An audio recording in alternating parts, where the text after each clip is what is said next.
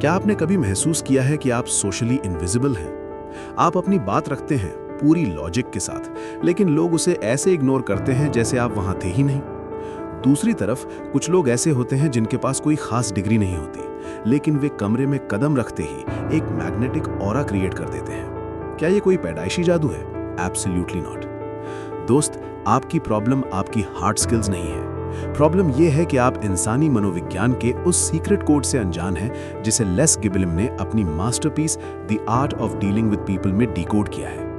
इतिहास गवाह है 85% ऑफ योर फाइनेंशियल सक्सेस इस बात पर निर्भर करती है कि आप लोगों को कितना बेहतर हैंडल करते हैं। स्कूल ने हमें कैलकुलस सिखाया, फोटोसिंथेसिस रटाया, लेकिन उस इंसान को पढ़ना नहीं सिखाया जिसके साथ हमें बिजनेस करना है, प्यार करना है और पूरी जिंदगी बितानी है। अगर आप आज इस वीडियो पर आए हैं तो आप उस फ्रस्ट्रेशन से थक चुके हैं जहां लोग आपका फायदा उठाते हैं या आपकी वैल्यू नहीं समझते। आज हम आपकी पर्सनालिटी की सर्जरी करेंगे। हम उन मेंटल चेन्स को तोड़ेंगे जो आपको एक अल्फा कम्युनिकेटर बनने से रोक रही हैं। सांस थाम लीजिए, क्योंकि अगले 60 मिनट आपकी सोशल लाइफ के लिए एक पॉइंट ऑफ नो रिटर्न होने वाले हैं। You can't get along with others until you learn to get along with yourself, but you can't succeed until you master the art of dealing with people. Les Giblin. The most important single ingredient in the formula of success is knowing how to get along with people. Theodore Roosevelt. कल्पना कीजिए कि आपके सामने एक इंसान खड़ा है, लेकिन असल में वो इंसान नहीं बल्कि एक जीगर काउंटर है जो हर पल ये माप रहा है कि उसे आपसे खतरा है या नहीं। हमारे दिमाग का सबसे पुराना हिस्सा लिम्बिक सिस्टम हर बातचीत को एक तरह की सर्वाइवल बैटल की तरह देखता है। आप सोचते हैं कि आप सिर्फ शब्द बोल रहे हैं, पर सामने वाले का दिमाग उन्हें सिग्नल की तरह पढ़ रहा होता है, सुरक्षित या असुरक्षित। जैसे ही आप उसकी गलती निकालते हैं, उसे टोकते हैं या उसकी बात को हल्का कर देते हैं, उसके भीतर का अलार्म बज उठता है। दिमाग का वही हिस्सा सक्रिय हो जाता है जो फिजिकल पेन को महसूस करता है। हाँ, सोशल रिजेक्शन और फिजिकल इंजरी का दर्द न्यूरोलॉजिकली लगभग एक जैसा ही होता है। इसलिए लोग अक्सर आपसे नहीं, उस एहसास से दूर भागते हैं जो आप उन्हें दे रहे होते हैं। अब जरा खुद को उस जगह रखिए। क्या कभी किसी की एक लाइन तुमसे नहीं होगा आपके अंदर लंबे समय तक गूंजती रही है? उस पल आपका ईगो नहीं, आपका सर्वाइवल सिस्टम जाग गया था। सच तो यह है कि इंसान लॉजिक से पहले सुरक्षा ढूंढता है। अगर आप सच में लोगों को प्रभावित करना चाहते हैं तो उनकी सोच बदलने की कोशिश मत कीजिए। पहले उनका मेंटल अलार्म बंद करना सीखिए। उन्हें सुरक्षित महसूस कराइए, सुना हुआ महसूस कराइए, सम्मान दीजिए। जब इंसान को खतरा महसूस नहीं होता तभी वो खुलता है, और जब वो खुलता है तभी असली प्रभाव जन्म लेता है। अगली बार जब आप बोलें तो सोचिए, आपके शब्द सामने वाले के लिए हमला होंगे या भरोसे की जगह। Every human being wants to be a somebody. If you treat them like a nobody, they will never cooperate with you. Les Giblin. ये कोट हमें याद दिलाता है कि दुनिया का सबसे बड़ा दान पैसा नहीं बल्कि अहमियत है। जब आप किसी वेटर, किसी चपरासी या अपने बॉस को ये महसूस कराते हैं कि मैं आपको देख रहा हूं और आप मेरे लिए मायने रखते हैं, तो आप उनके दिल का ताला खोल देते हैं। बिना अहमियत के इंसान एक पत्थर की तरह है, ठंडा और बेअसर। He who humbles himself shall be exalted, but he who exalts himself shall be abased. Biblical wisdom.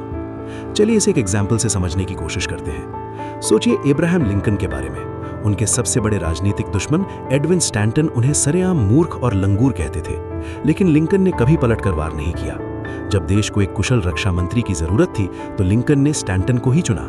लोगों ने पूछा, उस आदमी को क्यों जो आपकी बेइज्जती करता है? लिंकन ने कहा, क्योंकि वो देश के लिए सही है। लिंकन की इस विनम्रता ने स्टैंटन का अहंकार पिघला दिया। जब लिंकन की मृत्यु हुई तो स्टैंटन ने रोते हुए कहा था, यहाँ दुनिया का सबसे महान शासक लेटा है। ये है अपने अहंकार को मारकर दूसरों के अहंकार को जीतने की ताकत। एक कड़वा सच सुनने के लिए तैयार हो जाइए। दुनिया का लगभग हर इंसान अपने ही दिमाग की फिल्म का हीरो है। हम सभी मनोवैज्ञानिक रूप से इस तरह वायर किए गए हैं कि हमें अपनी आवाज़ सबसे ज़्यादा साफ सुनाई देती है और अपनी कहानी सबसे ज़्यादा महत्वपूर्ण लगती है। जब आप किसी से बात करते हैं तो वो पूरी तरह आपकी बात में डूबा नहीं होता। उसके दिमाग के पर्दे पर एक और फिल्म चल रही होती है। इसका मुझसे क्या लेना देना है? इसमें मैं कहाँ हूँ? हम सोचते हैं कि हम संवाद कर रहे हैं, लेकिन सच में दोनों लोग अपनी अपनी कहानी को आगे बढ़ाने की कोशिश कर रहे होते हैं। यही वजह है कि बहसें लॉजिक से नहीं, अहम से हार जीत तय करती हैं। हर कोई सुना जाना चाहता है, समझा जाना चाहता है, महत्वपूर्ण महसूस करना चाहता है। यहीं पर फर्क पैदा होता है। ज्यादातर लोग अपनी रोशनी इतनी तेज कर देते हैं कि सामने वाला चिढ़ जाता है। वे अपनी उपलब्धियां, अपनी समझ, अपनी राय सामने रखकर चमकना चाहते हैं, लेकिन असली पीपल मास्टर अपनी रोशनी थोड़ी धीमी कर देता है और एक आईने की तरह खड़ा हो जाता है ताकि सामने वाला खुद को देख सके, खुद को चमकता हुआ महसूस कर सके। जब आप किसी को उसकी ही नज़र में हीरो बना देते हैं, जब आप उसकी कहानी को महत्व देते हैं, उसकी भावनाओं को जगह देते हैं, तो वह आपके खिलाफ नहीं खड़ा होता, वो आपके साथ खड़ा हो जाता है। इंसान आदेश से नहीं जुड़ता, सम्मान से जुड़ता है। अब सोचिए, अगली बार जब आप किसी से मिलें तो क्या आप उसे अपनी कहानी सुनाएंगे या उसे उसकी कहानी का हीरो बनने देंगे? You can make more friends in 2 months by becoming interested in other people than you can in 2 years by trying to get people interested in you. Dale Carnegie. यह कड़वा सच है। लोग रात भर इस चिंता में नहीं सोते कि आपका प्रमोशन हुआ या नहीं, लेकिन वो इस चिंता में जरूर दुबले होते हैं कि उनके चेहरे पर एक छोटा सा पिंपल निकल आया है। अगर आप सिर्फ अपनी बातें करेंगे तो आप एक बोरिंग इंसान कहलाएंगे, लेकिन अगर आप उनकी दुनिया में दिलचस्पी लेंगे तो आप इंटरेस्टिंग बन जाएंगे।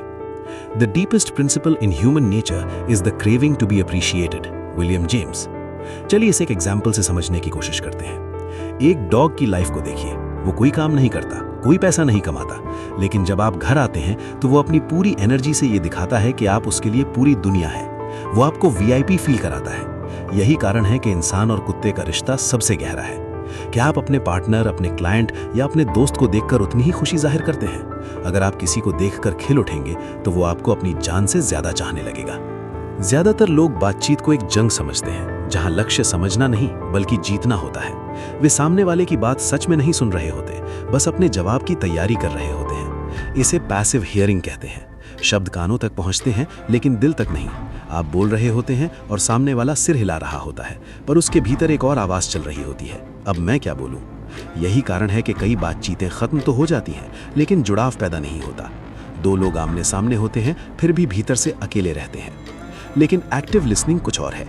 ये सिर्फ एक कम्युनिकेशन स्किल नहीं, एक स्पिरिचुअल एक्सपीरियंस है।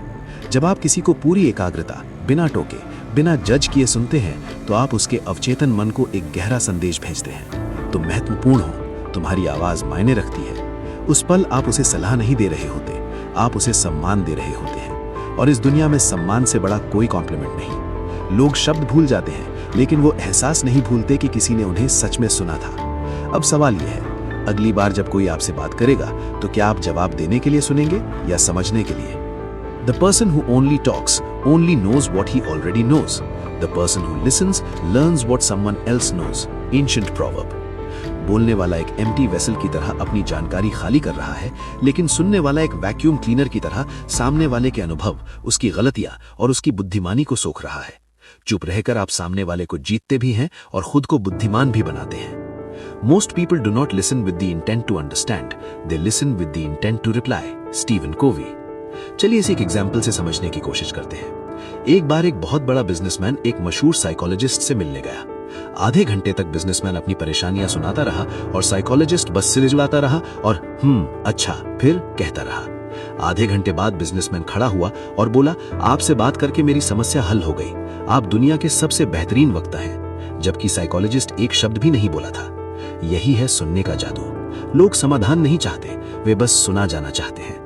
जब 2 लोग बहस करते हैं तो बाहर से ऐसा लगता है कि वे सत्य की खोज कर रहे हैं, लेकिन भीतर से वे अपने अस्तित्व की रक्षा कर रहे होते हैं। बहस अक्सर विचारों की टक्कर नहीं होती, पहचान की टक्कर होती है। जब आप किसी को सीधे सीधे साबित कर देते हैं कि वे गलत हैं, तो आप सिर्फ उसकी राय को चुनौती नहीं दे रहे होते, आप उसकी पहचान पर प्रहार कर रहे होते हैं। उसका दिमाग इसे एक साधारण असहमति की तरह नहीं, बल्कि मौत के खतरे की तरह लेता है। ईगो के लिए गलत होना मानो मिट जाना है, इसलिए वे झुकेगा नहीं बल्कि और सख्त हो जाएगा। वे तर्क नहीं ढूंढेगा, वे बचाव ढूंढेगा, और उस पल से बहस विचारों की नहीं, रिश्ते की हार बन जाती है। यही कारण है कि डायरेक्ट कन्फ्रंटेशन अक्सर जीत कर भी हार जाती है। आप तर्क जीत सकते हैं, लेकिन इंसान खो देते हैं। एक चतुर इंसान सामने से वार नहीं करता, क्योंकि सामने से किया गया वार सामने वाले की ढाल को मजबूत कर देता है।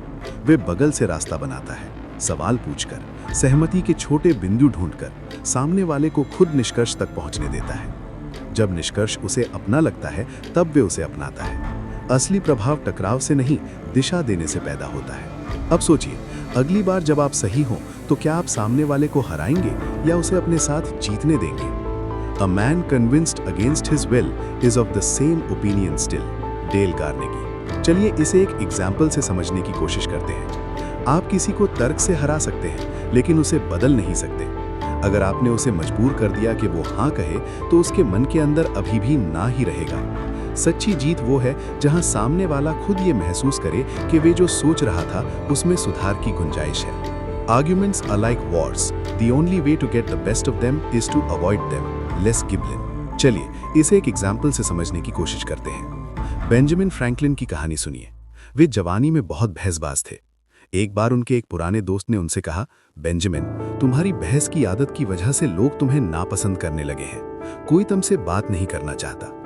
बेंजामिन को गहरा धक्का लगा। उन्होंने उसी दिन से एक नियम बनाया। वे कभी निश्चित शब्द जैसे बेशक या निश्चित रूप से का प्रयोग नहीं करेंगे। इसके बजाय वे कहते, मुझे ऐसा लगता है या शायद आप सही कह रहे हैं। इस एक छोटे से बदलाव ने उन्हें अमेरिका का सबसे बड़ा डिप्लोमेट बना दिया। उन्होंने झुककर पूरी दुनिया को झुका दिया। आलोचना करना आग से खेलने जैसा है।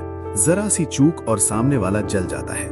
ये एक ऐसी सर्जरी है जिसे बिना एनेस्थीसिया के नहीं किया जा सकता, क्योंकि इंसान का सेल्फ एस्टीम सचमुच कांच की तरह होता है। ऊपर से मजबूत दिखता है, पर भीतर से बेहद नाजुक। एक कठोर शब्द, एक तंज, एक सार्वजनिक टिप्पणी और उसमें महीन दरार पड़ जाती है। समस्या यह है कि हम अक्सर सुधार के नाम पर हमला कर देते हैं। हमें लगता है कि सच बोल देना ही पर्याप्त है, लेकिन सच अगर सम्मान की चादर में न लिपटा हो तो वे दवा नहीं, जहर बन जाता है।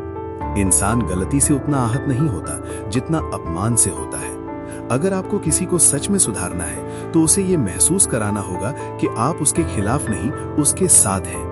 फर्क सिर्फ शब्दों में नहीं, इरादे के एहसास में होता है। तुम हमेशा गलत करते हो की जगह मुझे लगता है अगर हम इसे ऐसे करें तो और बेहतर हो सकता है, कहने में जमीन आसमान का फर्क होता है। जब सामने वाले को ये भरोसा हो जाता है कि उसकी गरिमा सुरक्षित है, तब वे अपनी गलती को दुश्मन नहीं, शिक्षक की तरह देख पाता है। याद रखिए, लोग उस व्यक्ति की बात मान लेते हैं जो उन्हें छोटा नहीं करता, बल्कि बड़ा बनने में मदद करता है। अब सवाल ये है, आपकी आलोचना आग बनेगी या उजाला? Criticism is like surgery, it must be done with precision और it will cause more harm than good. Les Giblin. बिना तारीफ के आलोचना करना ऐसा है जैसे बिना लुब्रिकेंट के मशीन चलाना। मशीन घिस जाएगी और शोर करेगी। अपनी आलोचना को हमेशा दो प्रशंसाओं के बीच में दबा दीजिए। इसे सैंडविच मेथड कहते हैं। Correction does much but encouragement does more. Goethe. ये कोट मानव व्यवहार के एक बहुत गहरे सच को उजागर करता है। करेक्शन, जब आप किसी को उसकी गलती बताते हैं तो आप उसे ये सिखाते हैं कि क्या नहीं करना है। ये जरूरी है, लेकिन ये अक्सर इंसान को डिफेंसिव या खुद पर शक करने वाला बना देता है। एनकरेजमेंट, जब आप किसी की सराहना करते हैं तो आप उसे ये एहसास कराते हैं कि वे क्या कर सकता है। ये उसके भीतर के आत्मविश्वास और इच्छा शक्ति को जगाता है। कंक्लूजन, सुधार केवल गलती रोकता है, लेकिन प्रोत्साहन उस इंसान को अपनी पूरी क्षमता तक पहुंचने की ऊर्जा देता है। एक लीडर या दोस्त के तौर पर लोगों की कमियां निकालने से ज्यादा प्रभावी उन्हें उनकी ताकत याद दिलाना होता है। चलिए इसे एक एग्जाम्पल से समझने की कोशिश करते हैं। एक फैक्ट्री मैनेजर ने देखा कि कुछ वर्कर्स सुरक्षा हेलमेट नहीं पहन रहे थे। उसने उन्हें डांटने या सस्पेंड करने के बजाय उनसे पूछा, क्या ये हेलमेट आपके सिर के लिए बहुत टाइट है या ये आपको अनकंफर्टेबल लगते हैं? वर्कर्स ने अपनी समस्या बताई।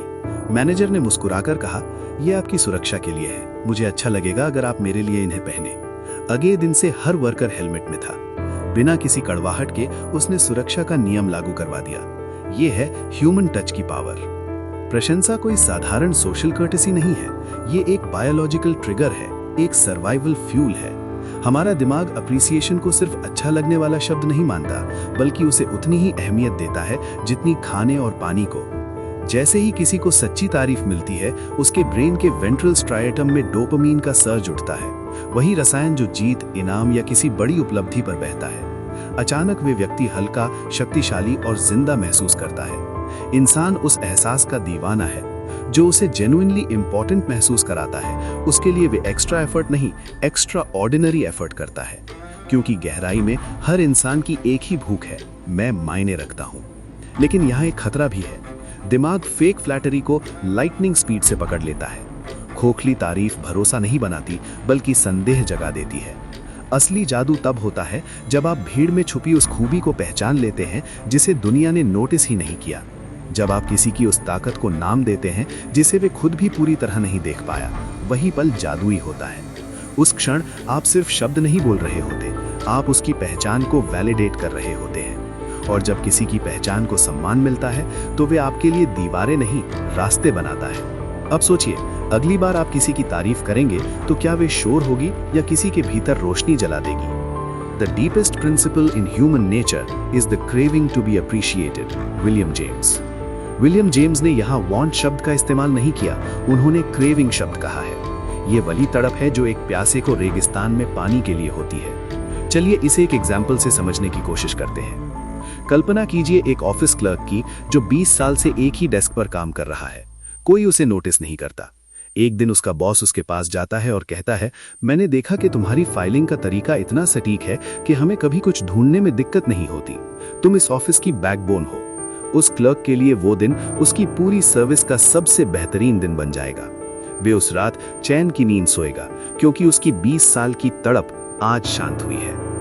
Flattery is from the teeth out, appreciation is from the heart out. Les गिबलिन।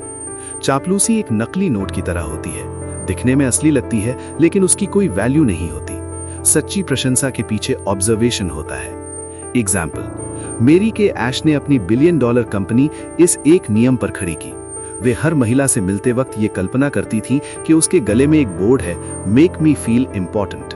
उन्होंने अपनी सेलर्स को सिखाया कि कभी ये मत कहो आप सुंदर लग रही हैं, चापलूसी, बल्कि ये कहो जिस तरह आपने अपनी मुस्कान से इस कमरे की एनर्जी बदल दी वो काबिले तारीफ है, सच्ची प्रशंसा।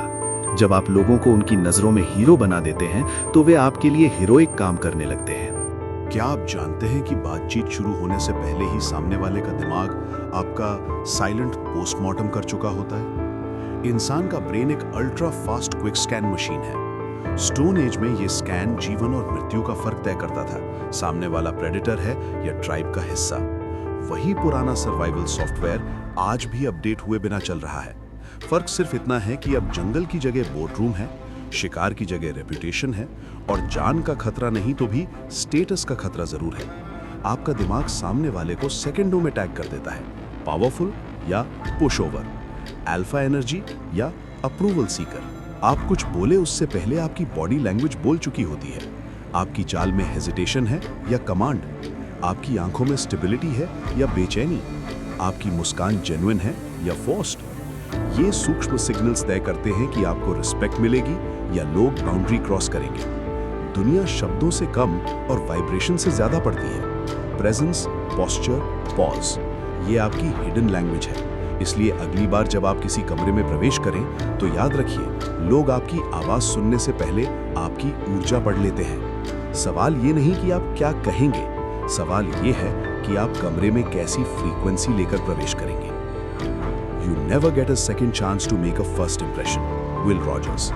पहली मुलाकात में दिमाग हेलो इफेक्ट पैदा करता है। अगर आप पहले 30 सेकंड में कॉन्फिडेंट दिखे तो सामने वाला मान लेगा कि आप हर चीज में कॉन्फिडेंट है। चलिए इसे एक एग्जाम्पल से समझने की कोशिश करते हैं। वॉरेन बफेट की कहानी देखिए। शुरू में वे लोगों से बात करने में इतने डरे हुए थे कि उन्हें पब्लिक स्पीकिंग के नाम से पसीना आता था। उन्होंने डेल कार्नेगी का कोर्स किया और सीखा कि कैसे अपनी प्रेजेंस को मजबूत करना है। आज वे सिर्फ एक कमरे में कदम रखते हैं और लोग अपनी कुर्सियों से खड़े हो जाते हैं। ये उनकी दौलत की वजह से नहीं, बल्कि उस अथॉरिटी ऑरा की वजह से है जो उन्होंने अपनी बॉडी लैंग्वेज और शांत स्वभाव से बनाई है।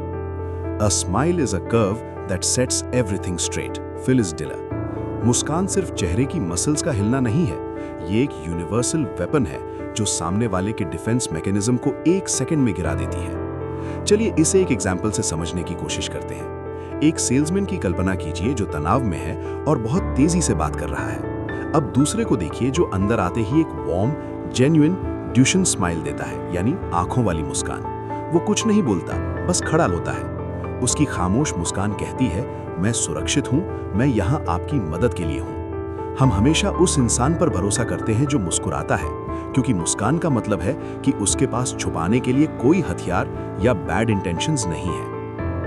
The mind hacking theory. इंसान का ईगो एक ऐसे किले की तरह है जिसके अंदर घुसने का हुक्म देना नामुमकिन है। जब आप किसी को बताते हैं कि उसे क्या करना है तो उसका ऑटोनॉमी इंस्टिंक्ट जाग जाता है। वो आजाद रहना चाहता है, इसलिए वो आपके खिलाफ खड़ा हो जाता है। लेकिन अगर आप उस किले में एक विचार का बीज बो दें और उसे ये यकीन दिला दें कि ये विचार उसका अपना है, तो वो उस विचार की रक्षा अपनी जान देकर भी करेगा। इसे ही कहते हैं साइकोलॉजिकल इंसेप्शन। श्रेष्ठ लीडर्स कभी किसी को चलाते नहीं हैं, वे लोगों को इस तरह गाइड करते हैं कि लोगों को लगता है वे खुद चल रहे हैं। People don't like to be told what to do, they like to be asked what can be done. Les Giblin. Inspirational deep dive. आदेश अपमान पैदा करता है, जबकि प्रश्न सम्मान और जिम्मेदारी पैदा करता है। जब आप पूछते हैं तो आप सामने वाले की बुद्धि को वैलिडेट कर रहे हैं। चलिए इसे एक एग्जाम्पल से समझने की कोशिश करते हैं। एक जनरल को देखिए जो अपने सैनिकों से कहता है, उस पहाड़ी पर हमला करो, ऑर्डर। अब दूसरे जनरल को देखिए जो कहता है, हमें उस पहाड़ी पर कब्जा करना है वरना हमारी सप्लाई लाइन कट जाएगी। आपके पास क्या प्लान है? सजेशन। दूसरे मामले में सैनिक अपने दिमाग का इस्तेमाल करेंगे, वे प्लान के मालिक बन जाएंगे और उस मिशन को सफल बनाने के लिए अपना खून तक बहा देंगे, क्योंकि अब वो आइडिया उनका है। The best way to influence people is to make them think your idea was theirs. Anonymous. ये इन्फ्लुएंस का सबसे उच्चतम स्तर है। यहाँ आपका नाम कहीं नहीं होता, लेकिन काम आपकी मर्जी से होता है। चलिए इसे एक एग्जाम्पल से समझने की कोशिश करते हैं। स्टीव जॉब्स इस कला के उस्ताद थे। वे अपनी टीम के पास जाते और एक बहुत ही रॉ विचार रखते, फिर पूछते, क्या आपको नहीं लगता कि हम इसे और बेहतर कर सकते हैं? टीम उस पर काम करती और हफ्तों बाद जब वे वापस आते तो वे कहते, स्टीव, हमारे पास एक रावकारी आइडिया है। स्टीव मुस्कुराते थे, क्योंकि उन्हें पता था कि उन्होंने हफ्तों पहले वही बीज उनके दिमाग में डाला था। जब टीम को लगता है कि आइडिया उनका है, तो वे एवरेज काम नहीं करते, वे मास्टरपीस बनाते हैं। दोस्तों, अब हम उस मोड़ पर हैं जहां आपकी पुरानी पहचान दम तोड़ रही है। आपने आज वो चाबियां हासिल कर ली हैं जो बंद दरवाजों को खोलती हैं, लेकिन याद रखिए, जानना काफी नहीं है, करना ही सब कुछ है। Knowledge is only potential power, action is the real power. दुनिया में दो तरह के लोग होते हैं, लाइब्रेरीज और आर्किटेक्ट्स। लाइब्रेरीज वो लोग हैं जिनके पास असीमित जानकारी है, उन्होंने हजारों किताबें पढ़ी हैं, लेकिन उनकी जिंदगी में कोई बदलाव नहीं है। वहीं आर्किटेक्ट्स वो हैं जिनके पास भले ही कम जानकारी हो, लेकिन वे उसका उपयोग करके महल खड़ा कर देते हैं। जानकारी सिर्फ एक रॉ मटेरियल यानी कच्चा माल है। जब तक आप उसे एक्शन की भट्टी में नहीं तपाते, वो पावर नहीं बनती। आइए इसे एक एग्जाम्पल से समझते हैं। कल्पना कीजिए दो भूखे इंसानों की। एक इंसान के पास दुनिया की सबसे बेहतरीन कुकिंग बुक है, जिसमें हर लजीज व्यंजन की रेसिपी लिखी है। उसे पता है कि नमक कितना डालना है और आंच कितनी रखनी है। वो घंटों उस किताब को पढ़ता है और अपनी नॉलेज पर गर्व करता है। दूसरा इंसान है जिसे कुकिंग की ज्यादा नॉलेज नहीं है, लेकिन उसके पास आलू और प्याज है। वो तुरंत चूल्हा जलाता है और जो थोड़ा बहुत उसे पता है उसका इस्तेमाल करके खाना बनाना शुरू कर देता है। शाम होने तक नॉलेज वाला इंसान अभी भी रेसिपी पढ़ रहा है और भूखा है, जबकि एक्शन लेने वाला इंसान पेट भर चुका है। सबक, आपके दिमाग में भरी हुई जानकारी तब तक कचरा है जब तक वो आपके हाथों से होकर कर्म में न बदल जाए। The world belongs to the doers, but the doers belong to those who know how to handle the world. Les Giblin. ये कोट सफलता की हायरार्की को समझाता है। सबसे नीचे वो हैं जो सिर्फ सोचते हैं, उनके ऊपर डूअर्स हैं यानी काम करने वाले, जैसे मजदूर, इंजीनियर या एथलीट, जो अपनी मेहनत से दुनिया चलाते हैं। लेकिन सबसे ऊपर वो मास्टरमाइंड्स हैं जो जानते हैं कि उन डूअर्स के साथ कैसे डील करना है। इसे सोशल इंजीनियरिंग कहते हैं। दुनिया उन लोगों के इशारों पर नाचती है जो जानते हैं कि इंसानी दिमाग के बटनों को कैसे दबाना है, लोगों को प्रेरित कैसे करना है और उनके ईगो को मैनेज कैसे करना है। चलिए इसे एक एग्जाम्पल से समझने की कोशिश करते हैं। एक ट्रेन के इंजन को देखिए। इंजन यानी द डूअर के पास अपार शक्ति है। वो हजारों टन वजन खींच सकता है, वो दिन रात पटरी पर दौड़ सकता है, लेकिन वो इंजन कहाँ जाएगा, कब रुकेगा और कितनी रफ्तार से चलेगा, ये इंजन तय नहीं करता। ये सब एक ड्राइवर तय करता है जो केबिन में शांति से बैठा है। ड्राइवर के पास इंजन जितनी ताकत नहीं है, वो खुद एक डिब्बा भी नहीं खींच सकता, लेकिन उसके पास कंट्रोल है। उसे पता है कि इंजन के लीवर को कैसे इस्तेमाल करना है। जिंदगी में मेहनत करने वाले डूअर्स हमेशा उन लोगों के लिए काम करते हैं जो इंसानों को मैनेज करना जानते हैं। यदि आप सिर्फ काम करना जानते हैं तो आप एक पुर्जा बनकर रह जाएंगे, लेकिन यदि आप the art of dealing with people सीख लेते हैं तो आप पूरी मशीन के मालिक बन जाते हैं। कल्पना कीजिए एक ऐसे भविष्य की जहां आप किसी से भी बात करने से नहीं डरते, जहां लोग आपकी सलाह का इंतजार करते हैं, जहां आपके रिश्ते मजबूत और गहरे हैं। ये कोई सपना नहीं है, ये आपका कल है, अगर आप आज इन सिद्धांतों को अपनी नसों में उतार लें। दोस्तों, आज जो आपने सीखा है वह कोई साधारण ज्ञान नहीं है। ये वो इनविजिबल वेपन है जिसे दुनिया के टॉप 1% लीडर्स इस्तेमाल करते हैं। अब आपके पास 2 रास्ते हैं। नंबर 1, आप इस वीडियो को बंद करें, इसे भूल जाएं और उसी पुरानी औसत जिंदगी में लौट जाएं जहां लोग आपको दबाते हैं और आपकी बात की कोई कीमत नहीं है। नंबर 2, आप आज से एक सोशल आर्किटेक्ट बनने का फैसला करें, एक ऐसा इंसान जिसकी मौजूदगी मात्र से कमरे का तापमान बदल जाता है। अगर आप दूसरे रास्ते को चुनते हैं तो अभी कमेंट्स में अपनी पूरी आइडेंटिटी के साथ टाइप कीजिए, I am a people magnet. जब आप ये लिखते हैं तो आप अपने सबकॉन्शियस माइंड को एक सिग्नल भेजते हैं कि आपकी पुरानी डरपोक पहचान खत्म हो चुकी है। अगर आप अपनी डार्क साइकोलॉजी, वेल्थ माइंडसेट और ह्यूमन बिहेवियर की समझ को अगले लेवल पर ले जाना चाहते हैं तो अभी सब्सक्राइब बटन को हिट कीजिए और उस बेल आइकन को दबाइए, क्योंकि यहाँ हम सिर्फ बातें नहीं करते, हम आपको भीड़ से अलग एक मास्टरमाइंड में तब्दील करते हैं। याद रखिए, the world doesn't pay you for what you know, it pays you for what you can get people to do. जाइए और आज किसी के दिल को जीत लीजिए।